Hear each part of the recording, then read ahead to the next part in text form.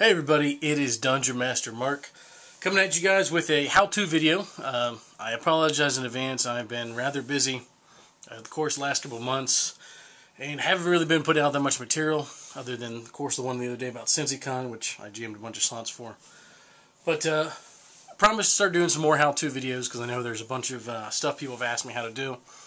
And today I'm going to show you guys how to do something I showed on Facebook earlier, which is a slime wall. Let's see if I can get it. Zoom in there, if we can get it to focus. Even with my macro lens, I can't get too close. I'm actually almost touching it now. But yeah, it's fairly simple to do. First thing we're going to start with what type of materials you guys need to do this. First thing we're going to do is we're going to use some Mod Podge. For those of you who have not used it before, Mod Podge is a water-based sealer and glue and a finish. So it's kind of like almost like a really thick paste. It is non-toxic, so you don't got to worry about it getting around your kids. You store it at room temperature, so you can use it for saving puzzles, sealing stuff. You want to put like a glossy, like water-like finish on it. Some people do also use. Some people use this for like water finishes on different things like train displays and diorama stuff like that. To me, it doesn't work that great for that, but for what we're going to do today, you're going to see it's going to work pretty damn awesome. Drying time, depending on how thick you put it, it'll dry anywhere between an hour or 2 to 24 hours, just depending on how thick you plop it on there. It's going to go on a white color, kind of like this. If you let it dry all the way, though, it's going to turn almost completely clear. So ideally, it will be completely clear, but depending on how thick you put it, though, and a bunch of other variables, which we won't get into all that crap today. Like I said, we're going to keep this fairly simple.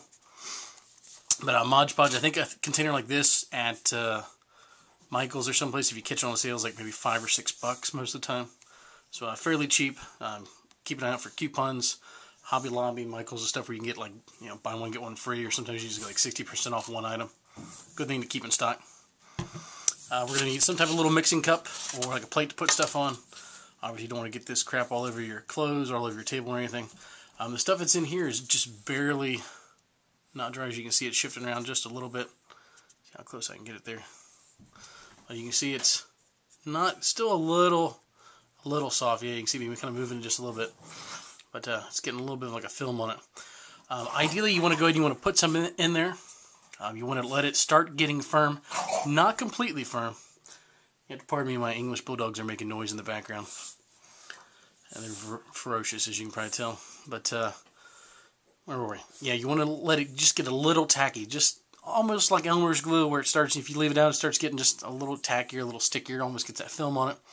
That's right about the consistency you want to get it. But we're going to go into that here in a second. Next thing you're going to want is something to mix it with, which I just got a little chopstick, because we eat a lot of Chinese food. Don't judge me. And then some type of little brush, which this is just a little disposable crappy one I got in like a little paint set a while back.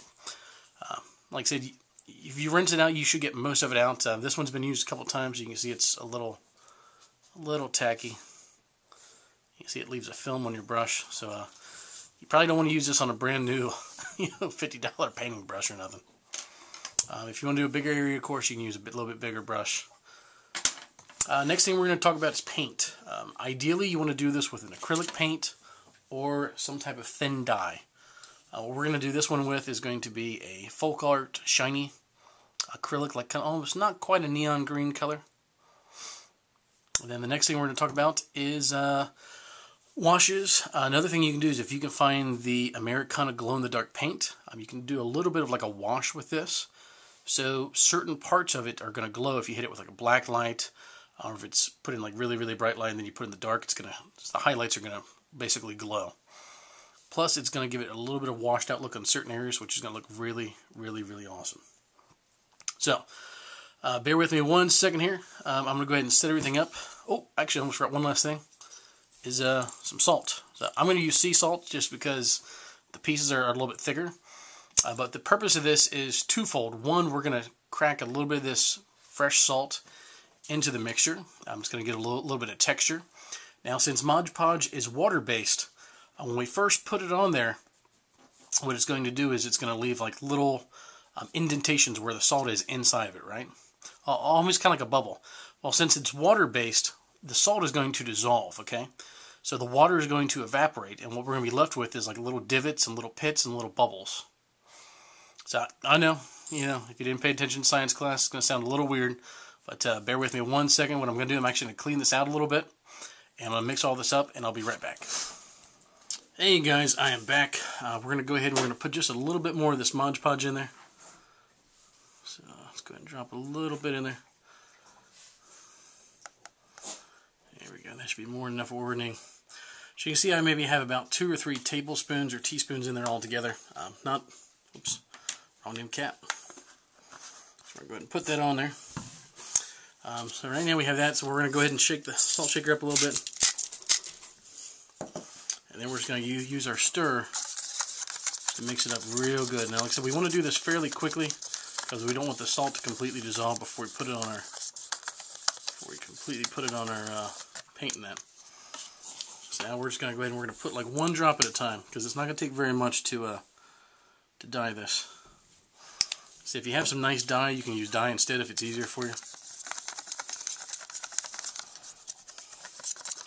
Ideally, if you do this in more than 1 coat, you can do, I'll just start off with like 2 drops. Maybe you do 1 drop the second time if you do more than 1 coat. If we can get the drop going there. Come on, get in there. Come on, get in there. There we go. I was got to fight it for a second there. There we go. So that's actually a little bit on the light side. It's a little bit lighter than what I have on here right now, as you can probably tell. So we're going to go ahead and add 1 more drop there. So I want mine to be a little bit more uniform. Come on. There we go. Any other time I'd probably get like 6 drops out of once, right? There we go. Now we're getting it nice and dark. Not too dark though. As you can see when I'm mixing it, you see how you're getting those little bubbles in there? And those little pieces of salt as it's expanding and evaporating. So what we're going to do is we're actually going to add just a little bit more salt. We'll go ahead and mix it up, and as you see, the bubbles actually already starting to form on the top there where that salt is. So you want to hurry up and mix it. Now what we're going to do is we're going to go ahead and we're going to take a little bit of this, just a touch, and we're going to go ahead and glob some on. Now remember, we want this to make it look like a slime where it's coming down, so it's not going to take a whole lot of action here. Just want to take a little bit, and we're going to let gravity do most of the work for us. We want it to look as authentic as possible.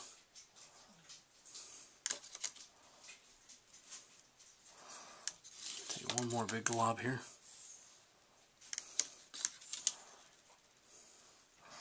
Now, as you can watch, if we sit this, just shake it just a little bit.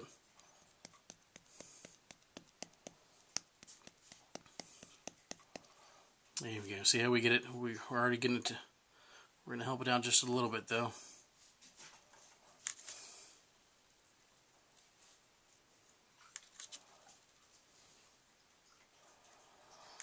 And you can be as creative as you want. Like I said, for our purposes, we're not going to go too crazy on this or nothing. But just something kind of similar to that. Let's see if I can zoom in just a little bit. Now, what's going to happen to the Mod Podge itself, as I said, some of the water and the salt is going to evaporate out. So it's actually going to wind up getting a little thicker, or I should say a little bit thinner. And it's going to drain down just a little bit as it dries. Also, it's going to turn a little bit more clear, so you're going to see more of that color shining through. But so that's going to be the first part, which we're going to go ahead and let this sit for a while. I'm actually going to go over this for a little bit of a second coat. So let's see if I can do this through the camera lens here. All we're going to do is go over a couple of parts there.